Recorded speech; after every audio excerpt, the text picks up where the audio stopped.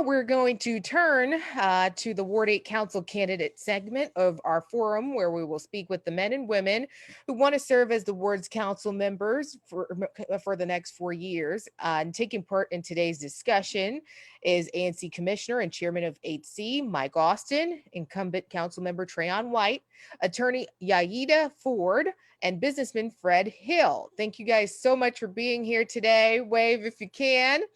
Again, I'll ask a few questions in the beginning, but this forum is for you, and I will try to get to all the questions. I promise. I know you guys are a little frustrated that I'm not able to. The Ward 8 voter, feel free to submit questions rather in the Q&A Zoom, and we will try to move them over to a document we're using to field all the questions. If you're watching online, you can also use the hashtag Ward 8 votes, and we will again try to get to those questions. Candidates, thank you for being here. Here's how this round will go for you guys. You'll have 30 seconds for an opening statement, and we will start out with 1-minute responses. Then we'll go down to 30-second responses. And in the end, we will try to do a rapid fire round. I know that may be extremely difficult because you all are extremely passionate about these topics. Any necessary rebuttals will be given 30 seconds. Please familiarize yourselves with the timer that will be placed somewhere here on the screen for you that you will be able to keep up with. If you go over that time, unfortunately, you may be muted. We are ready to get started, so let's get right to it. So we're going to start with Trayon White for his opening statement, followed by Mike Austin, followed by Yaida, and then we're going to go to Mr. Hill. So, Mr. White, can you please provide us with your opening statement? Trayon, can you hear us? Thank you so much, and good afternoon. Yep. Can you hear me? Councilman White, 1 second. This is Troy Presswood. We actually want to give everyone 1 minute as an opening. Sorry about that. It's going to be 1 minute. Got it. Because we already sent that information out to everybody, so we just want to make sure that we're consistent. And you can hear me, correct? Yes. Thank you, Mr. Okay, White. great. Yes, we can hear you. No, thank you. I want to thank you, Troy, for your leadership as well, Commissioner.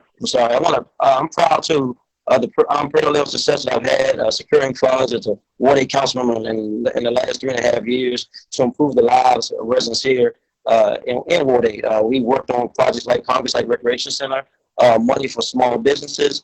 They created the Dream Grants, money to build 3 brand new state-of-the-art senior wellness living facilities, also a new wellness center in Acacia. We a grocery store, 2 new grocery stores in the ward. Are you talking about 3 new recreation centers? We have 4, but I'm only responsible for 3.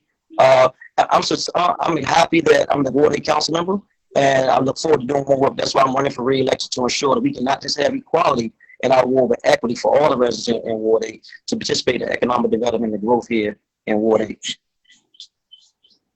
Thank you, Trayon. Next, we'll go to Mike Austin. Mike. Good afternoon, Annalise. Good afternoon. Thank you to the Ward 8 Democrats, and welcome to everybody in the audience. I'm excited to be here. My name is Mike Austin, and I'm running for Ward 8 City Council. Like many of you, in 2015, I believed in a young man and even donated to show that support. But after 4 years, I think we've all realized that we haven't done enough to address our long-standing challenges, from our underfunded schools to our severe healthcare crisis, and to our workforce programs where we're not putting our people to work. I am the most qualified person in this race because of my experience, my education, and my deep community connections that can, I really believe, solve a lot of these long-standing challenges. I have a forward-thinking approach. I'm going to bring bold policies to the council. Ward 8 has a lot of opportunity areas, and I'm focused on our future and not the failures of the past. There's only one option on June 2nd, and that's Mike Austin, number 2 on the ballot. Thank you so much for that. Now we're going to go to Yaida. Hi, thank you, Annalise. Thank you, Ward 8 Democrats. It's good to be here. Very excited about the debate today, the forum. And, I just want to start out by saying, most of you know me as a trial lawyer and a litigator. I litigate extensively on behalf of teachers, parents, and children that are in DC public schools. and which is definitely a civil rights issue because of the lack of equity there. So I see, you know, and I hear council members talking about what's happening and what they're fighting for, but I see the real deal on the other end when kids are being locked in closets because there's not enough staff, when kids are coming home with broken legs, because they're not being properly handled by ACE, and there's a lack of training. So the dollars that, you know, people are saying, you know, we're recovering these dollars, the dollars were inadequate in the first place. And so that's why our kids are suffering in schools. And I'm tired of it. I take these cases, I've represented hundreds of folks, and it's exhausting, and I've colored inside of the lines for a long time, but Ward 8 needs a policymaker. They need somebody that can resurrect the legacy of Marion Barry. And I've been working on and drafting legislation for 9 years, long before I was in this race. So I want to continue doing that work and do it effectively. And that's why I'm running. Thank you. Thank you so much. Mr. Hill?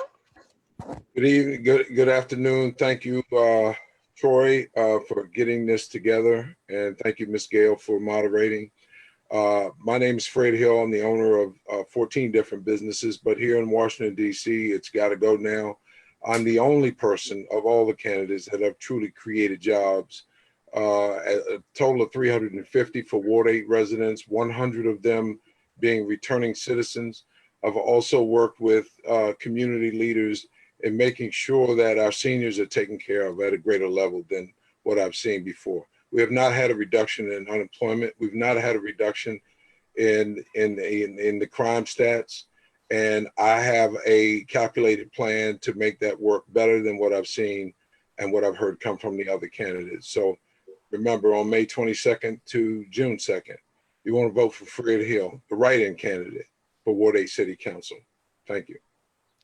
Thank you, candidates. And so we're going to start with the first three questions, or questions I came up with on my own. And again, you have a minute each to answer each question. All of you will have a minute each. So my first question for all of you: at last check, Ward 8 had the highest number of COVID-19 deaths. It has for several weeks. What do you think can be done to change that? Thank you.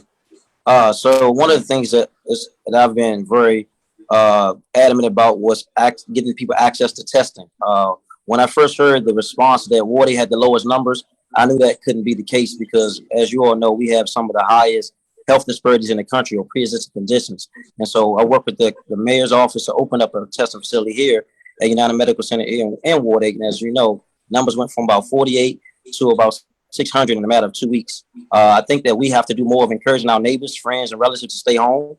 And we also have to do a better job of getting PPE to our frontline workers. Ward 8 is home to a lot of people that work in the restaurant industry, frontline to the post office, to the DMV. And as early on, a lot of those residents didn't have masks, and that virus spread quickly and had a negative impact on a lot of our senior citizens here in our ward. And so we as a community have to do a better job at enforcing policy, pushing administration, and just having a conversation with our relatives and neighbors to stay home. Thank you. Mike? This pandemic has taken Ward 8 by storm. Our campaign completely shifted gears when we started to realize the severity of, and how vast this was taking over. And so we really focused on, one, engaging our residents and distributing hand sanitizer and gloves and masks, to really get them focused on safety precautions, because what I saw was that our community they were not staying home like they should. And for a lot of residents, that's not really an option. For people like my mom, who's a grocery store worker, you have to go to work. And so these are low wage jobs where you have to go to work, regardless of, what your job may say. I think staying home and social distancing is sometimes a job for the privileged who can work from a computer. And so we've tried to make sure they had what they needed in this time of crisis. We've also really stepped up our efforts to provide food. The food insecurity in Ward 8 is ridiculous, to say the least. And so we've tried to make sure that those that were hungry had food options, and that they've had safety materials to keep them safe during this pandemic. Thank you. Yaida? I think a couple things we can do short term, long term. Short term, I think we need some pop up facilities to provide PPE to our residents. We have pockets in Ward 8 of residents that simply, the social distancing is not enforced. They're on the street, they're not working. I'm talking about the ones in palpable poverty who we know don't have adequate face covering, they don't have gloves, and they're using old masks or bandanas or things, what they have. I mean, I've seen people with t-shirts wrapped around their faces. And so we need to make sure that our most vulnerable residents have PPE and on a regular basis. That's short term. But long term, certainly we need a full service hospital, and we need to make sure that we have facilities that are accessible to our residents. Transportation is a huge issue, even though people can get tested right now with the buses and the bus routes going on with the shortage of transportation. People are just not able to do it. But I think outreach is going to be critical in the short term to make sure that our residents are getting what they need to be informed about social distancing and enforcing it, particularly with these local convenience stores that are enforcing nothing with regards to the virus at all. Mr. Fred? Okay, thank you. The CDC has given us a recommended stance that we need to take all across the country. It's no different here in Ward 8. We have not had full enforcement. And even though the mayor did give an announcement that there should have been a stay-at-home order to be followed, there are many people who haven't done it. I don't believe giving everyone PPE is going to be the answer to the question. One of the things that we need to be mindful of is that we have to educate the people on how to live. And one of the things that is being eliminated a lot in the discussions is what it takes to survive this pandemic. We have to remember that social distancing doesn't mean you just go to the park, but you still have to keep your space when you do go to the park, when you go to the store, when you go to the wharf. And we all saw what happened in recent videos that were put out some weeks ago. So education is part of it, but there's also a part that enforcement needs to start taking place. Thank you. My second question, and just to let the audience know, we are going to go a little over time because, as you can see, we're a little bit over time. So we're going to go until about 2:22. Just hang in there with us. We appreciate you for attending this discussion. What are some of the improvements you've seen in the ward, and what are the issues that continue despite your efforts? Thank you. I think some of the improvement I've seen in the ward is access to more amenities. I think that Bus Boys and Ports was an addition to the ward. I think that as we build the Gateway, Anacostia Gateway is an addition to the ward. Maple View Flats is coming to Starbucks is an addition to the ward. And I think that we're making progress. We're not where we need to be. We're making a tremendous amount of progress. You can look in the budget and see that we are going to build a state-of-the-art hospital in the ward, but we need a healthcare system in which we're still working on.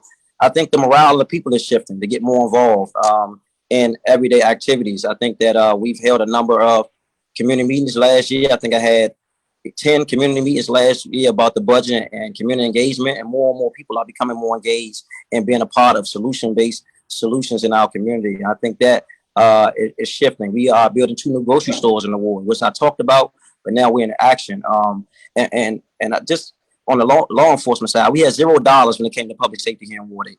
Now we have over $12 million to address public safety and mental health services, wraparound services, substance abuse services in the ward. We are looking to do a whole lot more. Thank you, Mr. White. Since he had an extra 5 seconds, you guys can get an extra 5 seconds too. So, Mike, you're next.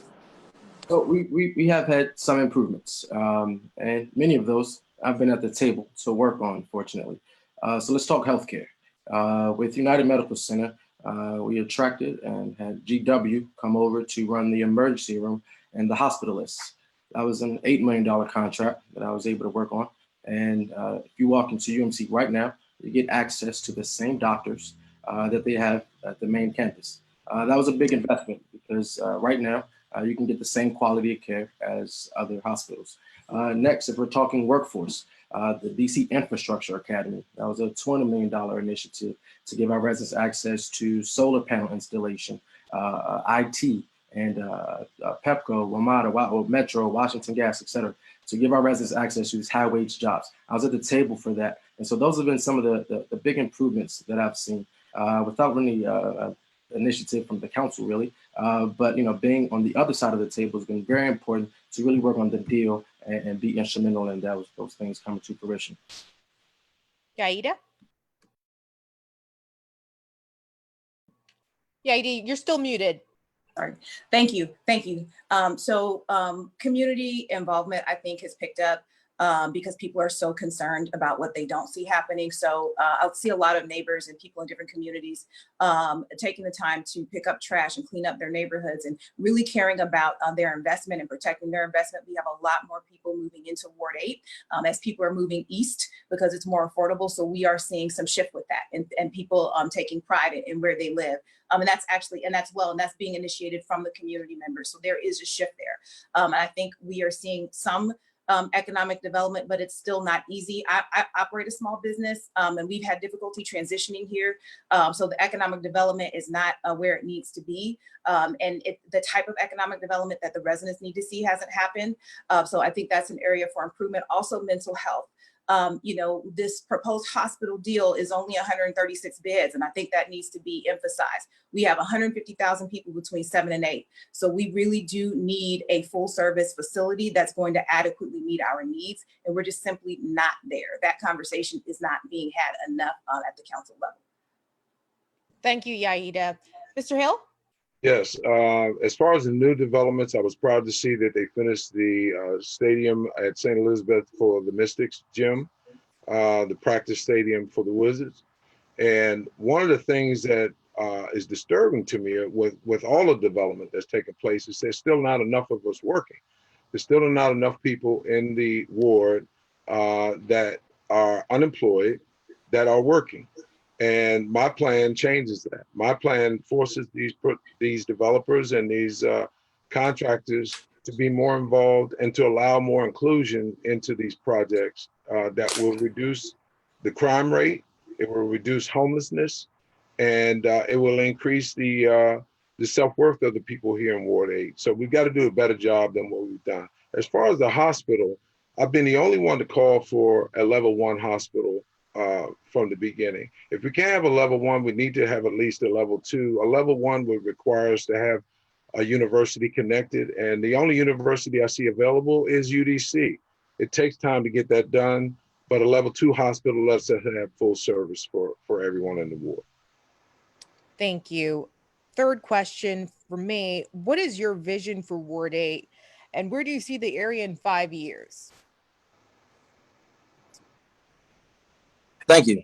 My vision for Ward 8 is a vibrant community where everyone can walk to and fro without a public safety concern. Also have amenities thriving in our community where it's just not one portion of the population able to experience the economic development in our community, but all are able to experience it. So one of the things I have worked on was the DC Infrastructure Academy to put the money back in the budget to ensure we have not just jobs, but careers. I think that overall, we want to see happen is that we build up our school systems.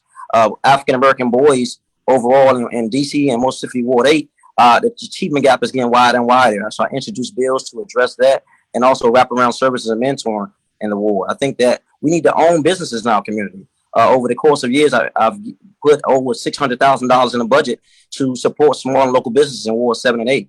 I think that we have to make sure our seniors are taken care of. Those are the people who paved the way for us to even have the opportunity to run for office. And so we have to continue to build for them and to service them to make sure they can afford to live here on a fixed income when they have to choose between their meals or their medicine. And so we're working on housing for them. 3 new housing facilities are currently underway in Ward 8, addressing that. I think that we need to address the issue of drug use in our community. We are in a pandemic and you've seen an opioid crisis. Apologies, Trayon. We've run out of time. We'll go to the next round with. Sorry, I apologize. I can't see the time. Sorry. No worries. Next, Mike.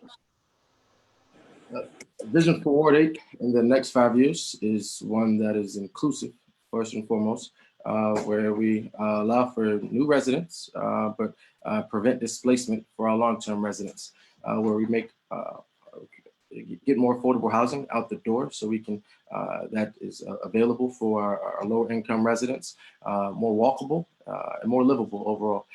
We know that when a community is cleaner, then people have a better overall livelihood and life expectancy. So I would love to see the community cleaned up a lot more and really pick up a lot of the trash. But finally, really a ward where our neighborhood schools are absolutely equitably funded in a way that they can go and walk to and fro without a fear of violence or a threat of violence.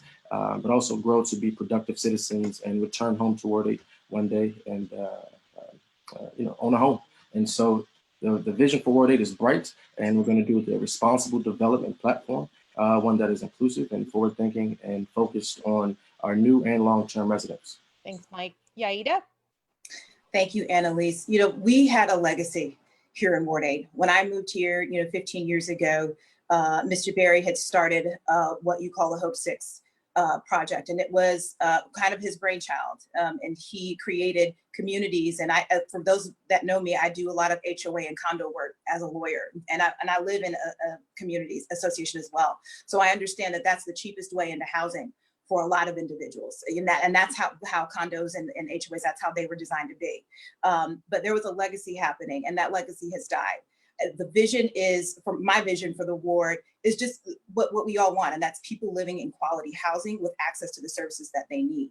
We haven't seen any innovation as it relates to housing and how it's going to continue to stay affordable for our families, particularly families with young children, and how it's just going to be affordable overall. We know that we're the last frontier for economic development, but there needs to be innovation in housing for our seniors so that they won't be displaced. We need to actually look and evaluate that Hope 6 model, establish MOUs with developers so you can increase the amount of housing in the inclusionary zoning process. Those are things that can be done at the council level to make sure that we all can enjoy the quality of life as this ward shifts and that we're not all displaced by this.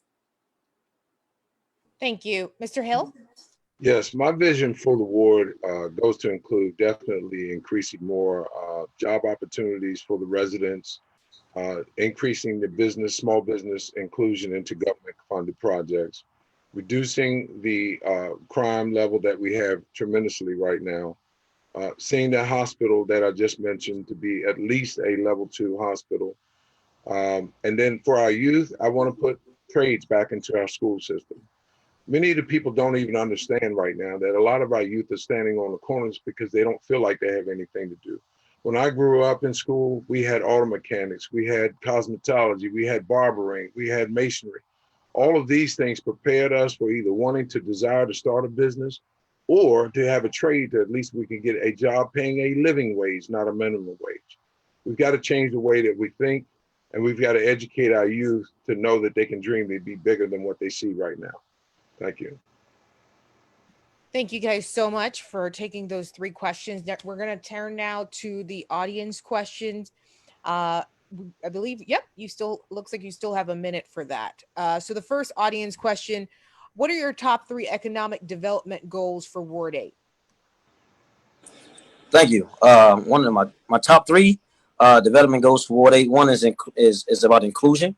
What I don't want to see happen is that we build up Ward 8 to be one of the most vibrant places in DC, but the people that originally are from here, that are coming here, don't get a chance to participate or benefit. That means businesses, jobs, and careers, and also living in those facilities. You've seen a lot of that in Reunion Square, where we're building a project in which I intervened in to ensure that we have more equitable living in the development, more jobs and careers in development, more money for the schools in and around that surrounding area, and nonprofits in that surrounding area. So it's about, for me, responsible development in the community. And it takes, it's unpopular to be that bold against developers, because as we know, this city is highly influenced by developers. But as the leader of this award, I'm going to ensure that everyone is able to participate, from the new people to those who've been here the long haul, to everyone in the inclusion in Ward 8 development and projects in Ward 8.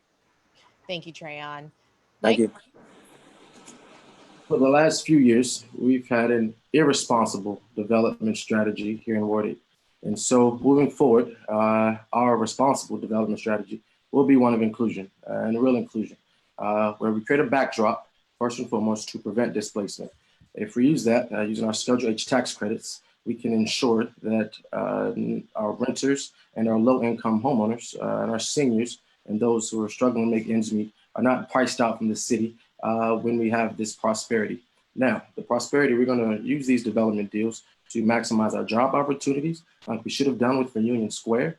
That would allow for over 2,500 jobs. We're going to use that to really reduce our unemployment and create good jobs that put food on the table for families and everyday Ward 8 residents. And so we're going to continue to maximize these deals to have mixed use, affordable housing, housing for our seniors, and housing for our workforce. And so we retain our police officers here in the district, getting on 210 every evening, going to Charles County or somewhere else. They'll be in the community, they'll be local, and we'll have a safer and more vibrant community through these development deals. Thanks, Mike. Yaida?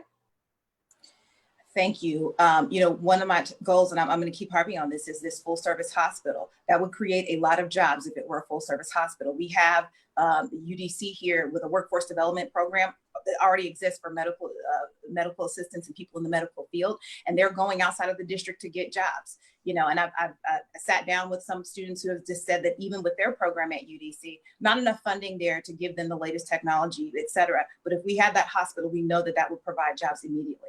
The second thing is that we need the amenities on the economic development side to meet our needs. But, we also need some market rate housing, okay? And we can use, inclusionary zoning to create affordable units there. But we need some market rate housing to have people with disposable income to support those amenities. Like Robert White mentioned, he talked to Safeway, he talked to Giant, and they said, look, we have a business model. We need people, we need to make sure our businesses are thriving, that they're supported. But also from the entrepreneurial standpoint, I'm an entrepreneur, I employ people. And it's important to make sure that we have people, that we're able to provide the services here, but also that we have a workforce that is employable, that they can hold down employment, sustainable employment, so that the economy, the local economy, is able to fuel itself from within the ward. That's important. Thank you, Yaida.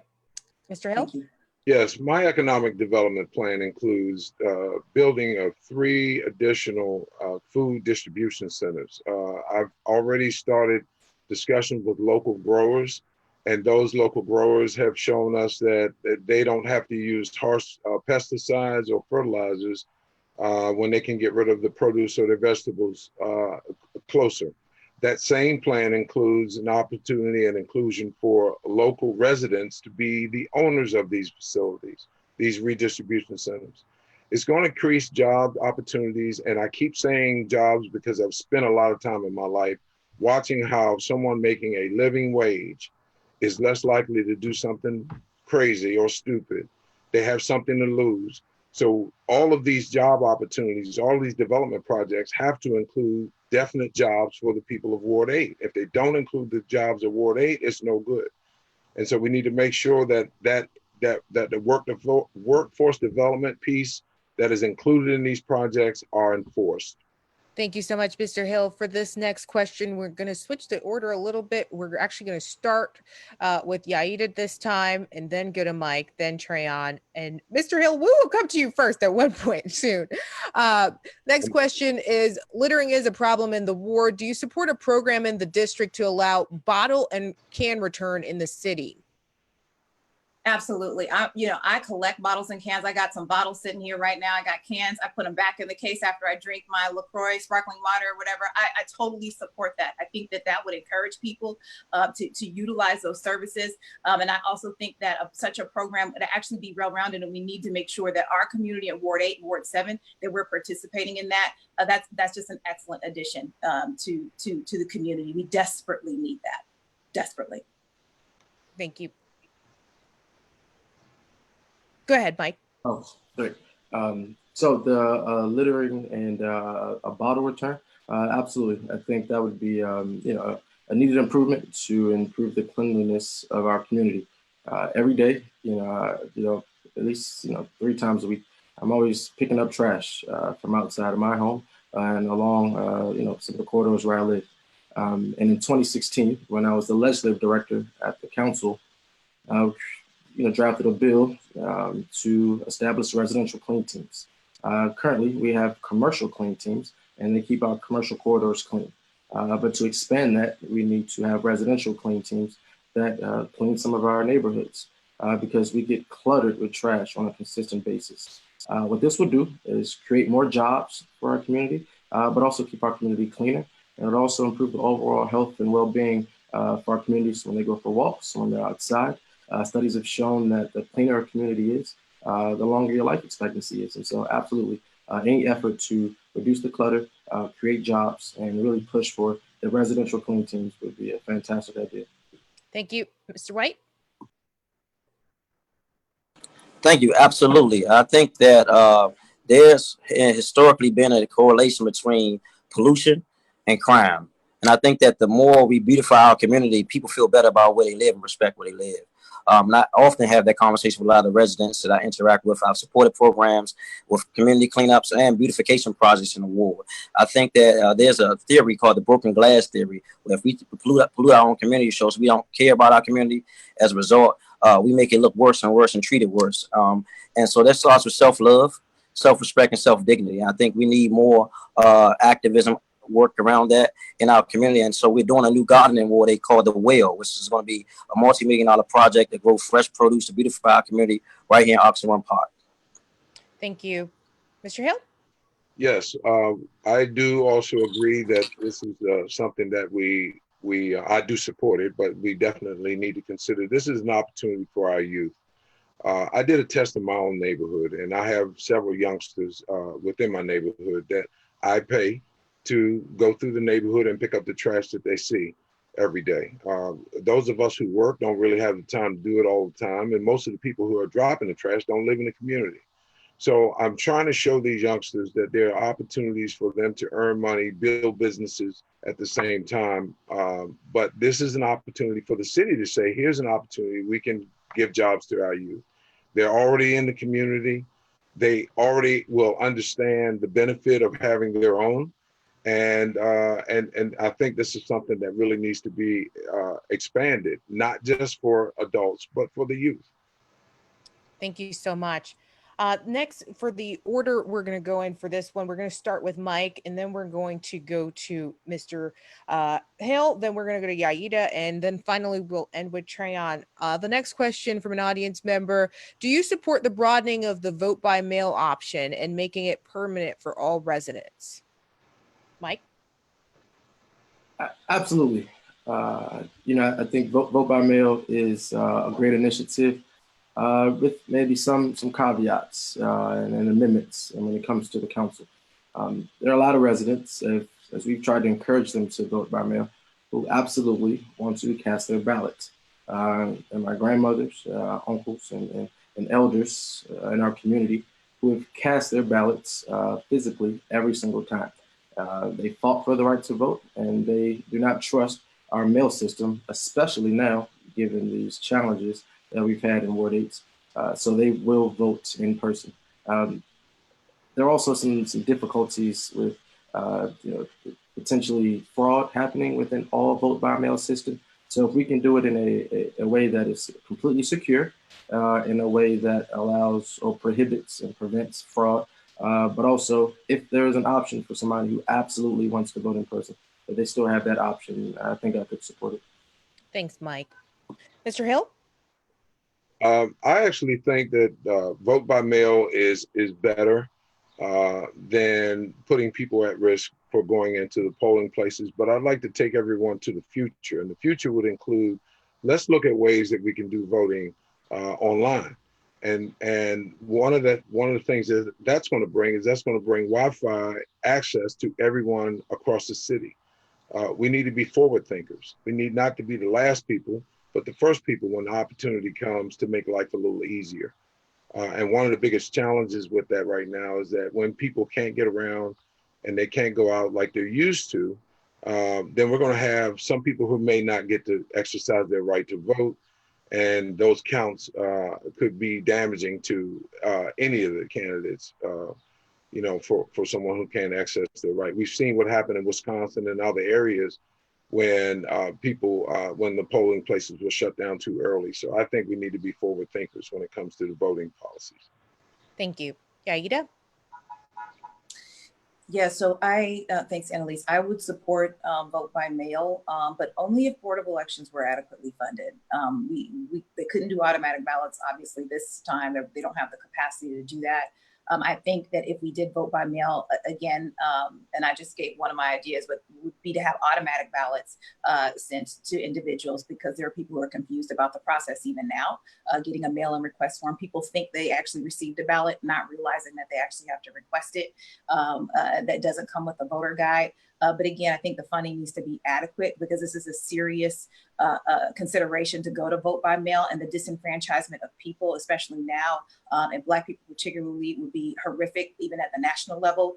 And so I would not make it mandatory. I would allow our seniors and those who take a lot of pride in being able to get up and go to the ballot box to do that. But I certainly would be very cautious about doing that at the risk of disenfranchising us, particularly African Americans and seniors. Thank you. Mr. White? So the short answer to the question is yes, I support the vote by mail initiative. I do want to note that we have to be more innovative how to reach our hardest hit residents who are our highest voting population in the District of Columbia, and that is senior women. And I think that we are in a place where in this ward, in this election, it wasn't very thoughtful how we did this election. In fact, we picked 3 of the 17 precincts, and 2 of those precincts had low voter turnout in the last election. And I think we have to be more thoughtful than that. And one was in Berry Farms, had a low turnout when it was populated. Now we have another voting site there when there's no one even living in the Berry Farm immediate community. And so I support being more innovative and thoughtful about voting booths inside of senior living facilities and expanding the vote to other populations that normally don't vote by mail, because people not all the time trust voting by mail, especially our seniors who paved the way for us to have the right to vote. Thank you. Thank you guys so much for answering that question. Next, we're switching to 30 seconds on the clock instead of a minute. And this next question is a 2-part question, and it has to do with violence. There is a problem with gun violence in Ward 8. Outside of police presence, what can be done to proactively mitigate gun violence? Do you support implementing a loitering law in the district? And this round, we're going to go to Hill first, then Yaida, then Trayon, then Mike. So, Mr. Hill. Okay. As far as enforcement of the loitering law, it really needs to be evaluated much further Can I ahead. get a sign? Someone just mute Trayon. Hold on. Sure. Go ahead. We'll start the clock again. Can someone start the clock for Mr. Hill? And I'll quickly repeat the gist of the question. What can we do to tackle gun violence in the ward? And do we support implementing a loitering law? Mr. Hill? One of the first things that needs to be done is the police department needs to be funded properly to have the right number of officers that can address the issues that come up when it comes to gun violence. A lot of our maintenance and monitoring issues that lack the support that the officers need is what's causing a lot of the problems. And we need to fund the police department so that they can do their job correctly and not let it be left to the residents to fall subject to some of the crime. Thank you so much. And Yaida? Thank you. Yeah, so I think, with the rise in gun violence, I mean, there are 2 underlying issues there for me, and that's mental health and jobs. I think as far as loitering is concerned, I would support a loitering law, but with fines. I do not agree to over criminalizing things with jail time, because that's contributing to the workforce issues that we're having. People are in jail, they're not able to work, they're not able to do a trade program, and that's not what we want. We have very high recidivism rates in the district. So again, I do agree that we need to do something about the loitering, but we need to enforce it in a way that's fair and that's going to allow people to continue to be proactive citizens. Thank you so much. Trayon? Thank you. I think in the spirit of addressing violence, we have to address the underlying issues relating to violence in our ward. One of the core issues is poverty. I think we have to address also the mental health services and also the education outcomes of our youth and young adults growing up in the district. We haven't done a good enough job of that in the district. And I think that the short answer is that, and I don't support the loitering law as is. As you may know, that DC was sued because it was a lot of discrimination as a result of the loitering law we had in the district. And so as we think about how to revamp that, I'll be in support of something that looks different, that's more inclusive and more equitable around the board in the District of Columbia. We'll come back to it, or we'll have you address it later on. Mike? So the first part, no, I would not support a loitering law in the district. Being a kid, in the youth and Ward 8, I guess you get stopped unlawfully, and it wasn't until I was an attorney that I kind of understood the gravity of being unlawfully stopped, and that's been the norm far too often in every major city where they've had loitering laws. The 2, to address our gun violence issue, a couple of things, and I know I'm running out of time. We need to increase our trauma-informed therapy in our schools and then our social service agencies and anywhere they can be touching our residents, because they have too many issues. Thank you, Mike. I know this was tough to answer in 30 seconds. I appreciate your efforts there. The next round, we're going to go to Yaida, then Mr. Hill, and then Mike, then Trayon. The question that we have next is, due to COVID-19, we have lost millions of dollars in tax revenue. It appears that budget cuts are inevitable. What budget cuts or revenue increases would you propose to balance our budget now and in the next fiscal year? So definitely I would look at, thank you, Annalise. Excellent question. I would look at areas like procurement, areas in the budget where we can trim fat, where there's been wasteful spending. Definitely education is hands off. And it's not adequately funded from the beginning, so that we would need more funding there on education. But looking into areas where the city provides services and they don't do it in a way that's efficient, we could cut funding there. I would look at personnel cuts at the absolute last resort because the economy is still recovering. But I would definitely look at the fatty areas first in the budget. Thank you. Mr. Hill?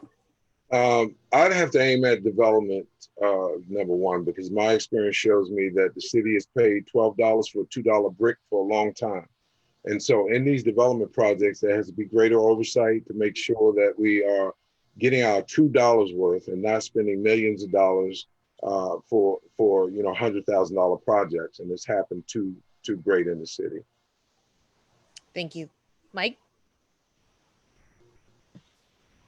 That is, a lot of our needs have not been addressed with this current budget. So it's hard to say in light of COVID. But I would say that I want to wait until the Tax Expenditure Commission issues its findings. That is responsible for telling us where the wasteful spending and tax expenditures are coming from.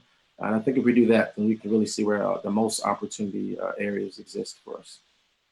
Thank you so much. Mr. White? Thank you. I think that we've experiencing almost $700 million deficit as a result of this virus and epidemic. Trayon, your audio went out and I don't see the clock. Oh, there's the clock. But your audio, are you still there? Did we lose Trayon? I'm right here. Okay, the audio No, went I'm out. here. Hello. Okay. Hello. Yeah. Can you hear me now? Yeah, it looks like we're having a Check. I can hear you, but the video is doing something. Can we start the clock As long as you can hear me. Yeah, I still look the same. Yes, let's start the clock and go ahead and do it again. I was saying that as a council member, I can't intelligently say what I will cut because the process doesn't quite work like that. I chair a committee and sit on several other committees. And so I have to analyze the budget based on what I receive from the mayor and the city administrator. And I think that we are going into the budget as my team and I with priorities on education, healthcare, housing, public safety, economic development. I think that once I start with that as a point of reference, it gives me a lot of leeway on where we would advise for cuts in and around the budget. But I primarily am responsible for cutting budgets related to my committee and those that I sit on. Thank you so much. The next question we have, in this round, we can do the original order, Trayon, Mike, and then Yaida. And then finally, we'll go to Ms. Yaida and then Mr. Hill.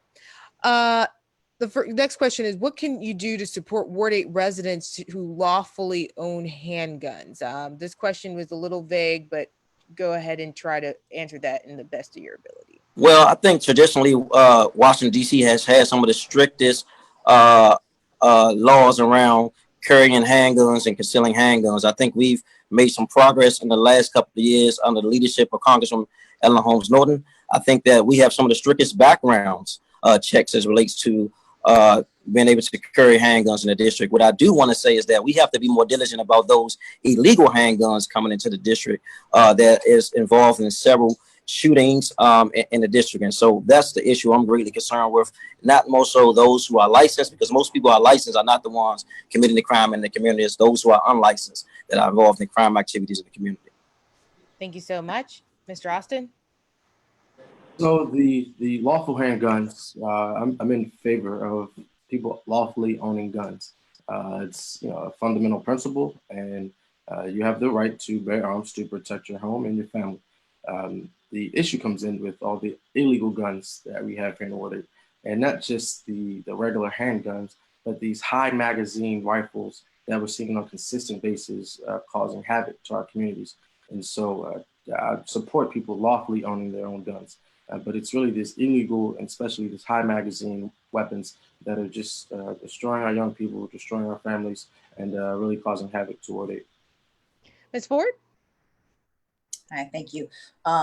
Spent the first 2 years out of law school working in the criminal justice system, and I definitely support, lawful, people that have weapons lawfully. That definitely wasn't an issue that came before us. It was always people who didn't own weapons lawfully. I think that the focus really is on mental health for folks, even those who own weapons lawfully, just making sure that people are responsibly using weapons who if they do own them, and keeping them safe, locking them up. I mean, there are rules to that, so that even internally with domestic violence, particularly, we're not seeing a rise in domestic crime involving a handgun by somebody who lawfully owns it. So I think mental health really is the focus there in safe access. Thank you, Ms. Ford. Mr. Hill? I am a strong supporter of the exercising my constitutional right to bear arms. So I don't have a problem with anyone who legally has obtained a firearm and has it in the district registered as they should. Thank you. The next round, we could do the same order. Question is, do you support a level 1 trauma center in Ward 8? What changes do you feel need to be made to the new hospital deal? Trayon? Absolutely, I support a level 1 trauma center. And to be quite frankly honest, we've been supporting and advocating for that since an inception. The issue is that we have to force ourselves to get at the table. I've been working with my colleague, Council Member Vincent Gray, who chairs the Health Committee, and also the City Administrator in our negotiations with UHS and also GW Hospital. Unfortunately, there are a lot of decisions being made that we don't weigh in on until it gets to the council. And so I'm lobbying my other council members to support me and advocating for not just a level 1 trauma center, but obstetric unit to make sure we have the specialties to address the issues of Ward 8 residents. And so I look forward to expanding on that as we go back into session coming up. Thank you so much. I appreciate it. Mr. Austin? This new hospital that's coming to Ward 8, and probably the only person in this debate stage or forum here who's worked in a hospital or who spent the most time in a hospital to really understand healthcare administration, healthcare contracts, and how we get things done in a hospital system. It's really important that we not just focus on just a level 1 trauma center. I think it's a catchy phrase. People feel empowered by it. But if we're going to classify it, level 2 is likely what we need, honestly, for Ward 8. It doesn't matter, people get caught up in the titles more so than what we actually need. So a level 2 trauma center. Thank you, Mr. Austin. Ms. Ford? Yeah, definitely. I support level 1. We have more violent crime than any other part of the city, but also we need an entire wing dedicated to mental health. We currently, was in a talk with some doctors from GW, and, full service hospitals, ideally have, they operate with a community-based model where they can identify people when they come in. Are you eating? If that person is intoxicated, we need to be able to triage individuals so that they can be detoxed, because mental health and addiction is combined. We have high levels of that in Ward 7 and Ward 8. So our hospital needs to be able to address the mental health and the addiction issue. Thank you, Ms. Ford. Mr. Hill? A level 1 hospital is definitely desired, but many people don't know, and this is where we need to educate the public. Many people don't know it has to have a university attached to it. This new hospital is not going to be GW's hospital. And that's why I said earlier that UDC would be the option to have a university. It would also create jobs, teach more people about medicine. And just like all the other hospitals that are level 1, you could do that. The problem is it also takes a lot of time to create a level 1 campaign. The thing that we should go for right now is a level 2 that gives us full cardiac care. Thank you, Mr. Hill. I appreciate your responses. The next question is a question we've heard before, but this is particularly important to you all. Let's go with the same order for time purposes. How are we going to address the digital divide, especially with COVID-19, when services, work, and education are being shifted to the virtual world? Trayon, your mic is still muted. Thank you.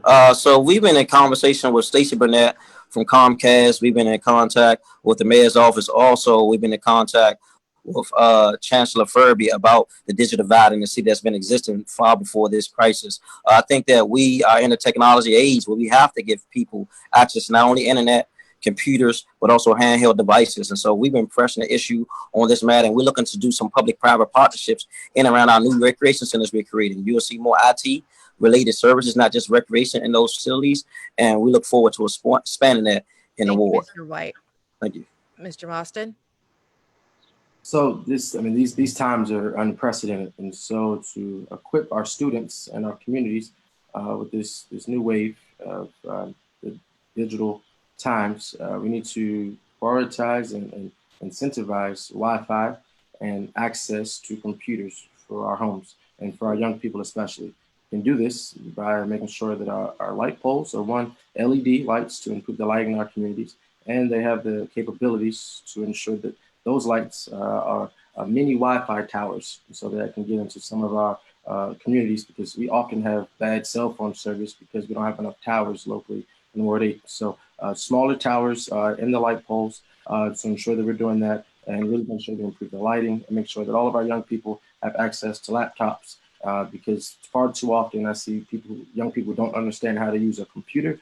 They're so accustomed. Thank you so much, Mr. Austin. Ms. Ford? Thank you, Annalise. I think that this answer is pretty straightforward. We need to make room in our budget to subsidize the cost for access to Wi-Fi for our most vulnerable families. I mean, we have to do it. If education is a priority as much as we say it is, we literally have to put our money where our mouth is. And this shouldn't really be up for a debate or a discussion. We just know that we have a certain number of families that don't have access, and the city needs to be responsible for providing that access. Certainly partnerships are possible, but to the extent that they're not, the city, obviously we have to make some budget decisions, but that's something that can't fall by the wayside. We need to subsidize as many families as we can so that they have access to what they need. Thank you so much. Mr. Hill? Yes, we have a stadium tax, we have a liquid beverage tax, and we have other taxes like the money that people pay for high ticket costs in the district. So I propose that we take a portion of those taxes and we set aside for the low to median income folk to help purchase this equipment. When it's a development project, we take a percentage of that, 1-2% of that project, and put it aside for the residents that are going to be low to moderate income to be able to afford getting the computer equipment needed. Thank you guys so much for adhering to the time. And we have time for about 2 more questions. So we'll go with Mr. Austin first, and then Mr. Hill, then Ms. Ford, then Mr. White in this round. And this next question is about education. Hold on here for a second.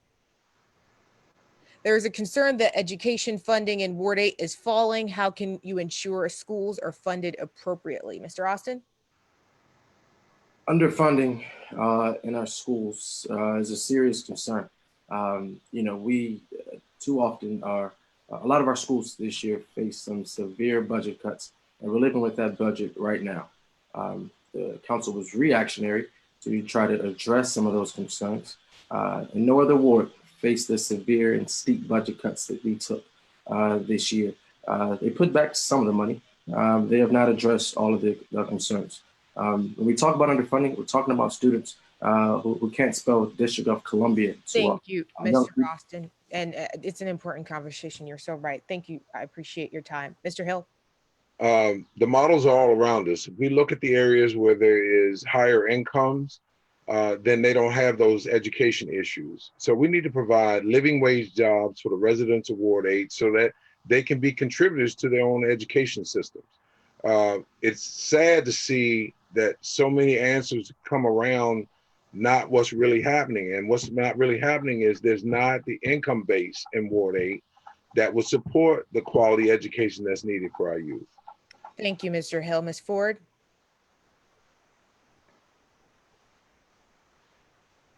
Yes, Ms. Ford is on. Okay, I'm just Yeah. muting. Okay, great. Thank you.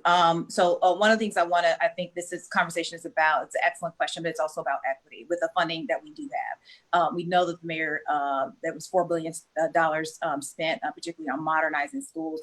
And one of the first things that I noticed was that, boom, they got a $52 million renovation, but merch, up in 36th Street and Ward 3 got an $82 million renovation. The ribbon cutting was on the same day. And those are the things that we need to be asking questions about. We are distributing, and the city is distributing funding for these projects. Why are we getting less? So it's about educating our residents about the decisions being made so that they know, so that we can advocate for ourselves and alongside of the council member about the equity and funding that we're not getting. Thank you so much, Ms. Ford. Yep. Mr. White?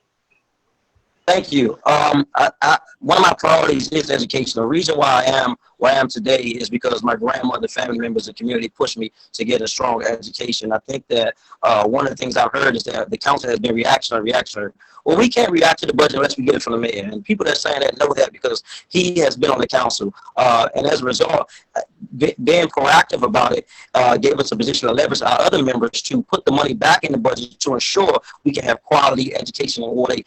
Are we where we need to be? Absolutely not. I talked about that in my introduction, and we look forward to being more innovative around services, mental health services, and trades in relation to our public school system and public charter schools here in the district. Thank you so much, Mr. White. And our final question for all, Mike, okay, are we here? Okay, great, everyone's there.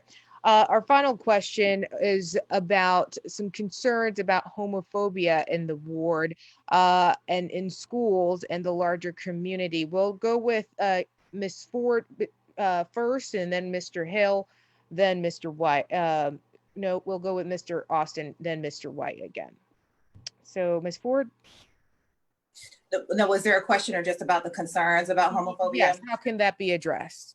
Yeah, I think we need to publicly advocate and vocalize our disdain for despicable discrimination in this ward. We are a diverse and a dynamic community. We have a very strong LGBTQ presence here in Ward 8, and there is really no room for homophobia within our community.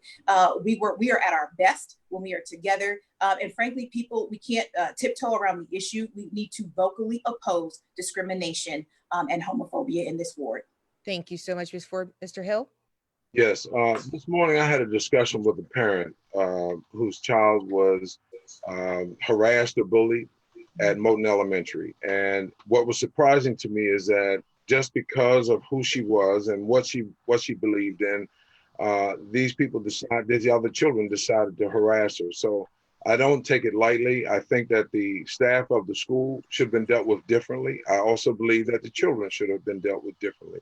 When it comes to our adults, they are people too. And we all have to learn to live together. Thank you so much, Mr. Hill. Mr. Austin? Just 2 seconds. With the school issue, of course, the mayor does send the budget down, but council members have the privilege and really have the opportunity to tell the mayor what the priorities are prior to the budget coming down. So any reactionary is, a failure. And so, but I will say that for our homophobia issue, it is unacceptable in Ward 8. And that's why I've been one of the only candidates to talk about and push for a LGBTQ task force that will report directly to the Ward 8 Council office. And so it will advance and promote and help us to craft our policies for our LGBTQ residents. Thank you so much, Mr. Austin. Mr. White? Thank you. I want to say unequivocally, there is absolutely no room for discrimination or homophobia in Ward 8. And in fact, during my tenure, I was responsible in supporting organizations like SMILE, opening up a living facility right here in Ward 8. Also, Casa Ruby, who addressed wraparound services right here in Ward 8, conjunction with Union Temple. So not just talking about how I feel about it, but doing something about it and making this an inclusive ward of all people. Thank you guys so much for being here for today's discussion. Unfortunately, like we said, we weren't able to get to all the questions. So what we